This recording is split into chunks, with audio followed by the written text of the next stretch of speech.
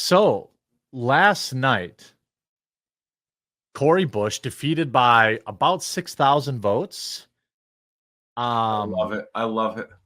Love every minute of it. Want to take this minute before we go off and remind people Ilhan Omar in Minnesota won her primary by like 2,500 votes. The Minnesota primary is open, which means if 5,000 Republican patriots want to go cast their vote for Ilhan Omar's Democratic competition, you could probably beat her too. Yeah. I mean, she won by just... What's the point, though? I mean, she's such an embarrassment that having her in Congress as an exemplar of the Democrats is probably strategically better than having an alternative that's a little more sane. I've thought about that too. Like, I think having Cory Bush takes away somebody that we can dunk on. It almost de-radicalizes the left. We lose a little bit of that. However, I actually think that Ilhan Omar is bad for this country. Well, yeah. Yeah. So, like, for obvious reasons. Yeah, I think I will take the, like, we lose somebody to dunk on in exchange for having somebody who doesn't have loyalty to Somalia over America. Yeah, but I mean, keep in mind, anyone replacing a squad member is still going to be radical. There's still going to be a far leftist. I don't know if that's... I'm not disagreeing with you. I don't know anything about the person that beat Cory Bush. Do you? No. So but he is from the far left. The only thing is that she was a weak candidate. But you know, fortunately, now that she's unemployed, Styx, she can go after her true calling, which is literally curing cancer simply by touching people. Yeah, I know. It's going to be a great thing. She is on, for people that don't know, she is on tape saying that she touched somebody and it made their tumors disappear. She cured cancer with her healing touch. Fact check. It's completely true. Yeah. That's the surreal thing. If she were a Christian, people would be saying she was insane. Correct. Yeah. Now, I laid hands upon her and her woes were healed. Oh my God, you're crazy. No, I laid hands on someone and their tumors went away. Oh, well, that's pretty cool. This is the modern day Democratic Party. There we go. Now, I saw someone with a Maga hat actually getting their coffee in the gas station the other day, and I was like, "Nice hat, dude." And more people should wear them. Here's the thing: the left. We're both going to be. Yeah, I've got the original gangsta. You do. I thought about getting the red one at the RNC, but the gold one was like so rare. Like, and who do you think that we're supporting for president? Yeah. Wear your MAGA hats out there. Don't worry about it. The left convinced a bunch of people 4 years ago that you should be afraid to wear it. I assure you, when you do, you get way more like pounds and like what's ups than you get any weirdo getting mad at you. And you may get assaulted. In some states, you're allowed to defend yourself if that happens. Yeah, check with your state laws to make sure. Yeah, not in Minnesota, apparently. If you have any reasonable level of escape, you have to just lay there and take it, I guess. But the duty to retreat stuff is insane. That is unconstitutional. So here's my white pill on Cory Bush losing. Cory Bush, and to a larger extent, to people who are worried, who spend too much time online. Yeah. Cory Bush had nearly 1 million Twitter followers. Almost everybody, even tangentially interested in politics, knew who Cory Bush was. And she lost to essentially a complete unknown. Somebody who had 10,000 Twitter followers. So someone who's not even necessarily liked, but it's just like with Cory Bush, it's sort of like the case in fact with Kamala. She had the name recognition, everyone already decided whether they liked or disliked her, but nobody knew who her opponent was, and so they just voted for him. Yeah, so like the idea that like the idea that The inevitability of the left. yeah, right. It's The an idea that illusion. correct. Yeah, Twitter is not real life. Okay.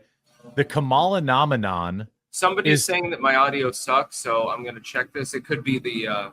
it's just my apologies. My dad is mowing out front, and I wish he wasn't doing that right now. But yeah, it's just the noise canceling. Your audio's fine. It's just when the mower gets close. okay, I was just checking. Yeah. The Kamala nomenon, I now believe if you turn off Twitter, it doesn't exist anywhere else. It's like Twitter and TikTok, they're paying millions of dollars for people to astroturf Kamala Harris, and there is no real hype for her. That's my opinion. Do you think I'm crazy, Styx? No, I think you're right. I think. Go. By the way, go ahead and mute my mic anytime that you can. Yeah, I'm doing that. Yeah. My apologies. I can't do anything. It won't be long. So yeah. So my opinion is, and it sounds like Styx agrees, is that, and I also think I want to get Styx. I want to get your take on this. All the money that is being spent to make you think, right, to gaslight MAGA into blackpilling will not translate to any significant number of votes. I don't think that Taylor Swift endorsing the Democratic candidate sways the election the same way. Even really Trump doing an interview with Aiden Ross really gets a ton more votes. I think it comes down to basically 95% of people decided who they were going to vote for 6 months ago. It's just a matter of showing up. Yeah, I would say that that's probably true. The celebrity shuffle doesn't do anything. We saw this in 2016. You remember that supercut? You had all of the celebrities, and like Hillary had everybody. Everybody. This is why Hillary Clinton must be voted for. Our republic is in danger. Here's why I'm voting for her. Here's why I gave $10 million to her campaign and stuff like that. And did that work so well? No. Well, yeah, that's celebrity influence. I think we have more influence than the average celebrity. I do too. I think that just our consistent messaging, telling people go register, actually being honest, giving a damn, like actually walking the walk. Like here, this is, for the last 15 years, I've been saying the same thing. We're more consistent than Hollywood. We're more consistent than people in the music industry. And I think that people value it more because they can actually talk to us. Yeah. Like someone can actually DM you. They can actually DM me, and they probably get a response. You can't do that with Barbara Streisand now, can you? No. And I don't think that, I think what people forget is that anybody listening to celebrity opinions about anything wasn't voting for Trump anyway. Yeah. I mean, unless it's Mel Gibson or Ted Nugent. Yeah. Kid Rock. Yeah, and even then, I don't think Ted Nugent is mobilizing any voters for Trump. I don't. Cat scratch fever is not a good opening theme. No, I don't think so. So this whole Kamala nomenon, Necronomicon, whatever is pointless. It's just I have a copy of the Necronomicon, and it's more sane than Kamala Harris. Yeah, it means nothing. The nobody is going out. Aiden Ross is not convincing anybody to vote for Trump. Yeah. It just creates media for people to talk about. Hype. Right. Yeah. Hype and just nonsense. So don't let that, don't let what you see on social media now really influence. Now, if Trump took the idea, which Elon retweeted, by the way, I'm told that Dana White saw it, is that he should literally just private jet down every major streamer that wants to in between golf games and give him 30 minutes. He has the stamina for that, and I'm not worried about him saying anything off the cuff. And he needs to do that, and he needs to drag Kamala out into the public. Don't let her hide. Yeah, that's her entire strategy. Yeah, I saw your video on it, and I also kind of thought it was coming because we talked about it on Monday. But like, that is 100% true, and I hope somebody near Trump is telling. I hope he's just posturing. You know, he's using the art of the deal. Well, there is a little bit of chaos. So for a couple of days or something, it's fine if, you know, you're trying to reformulate things. But he needs to antagonize her out into the public square, because the more people see of Kamala Harris, the more they're going to fucking hate her.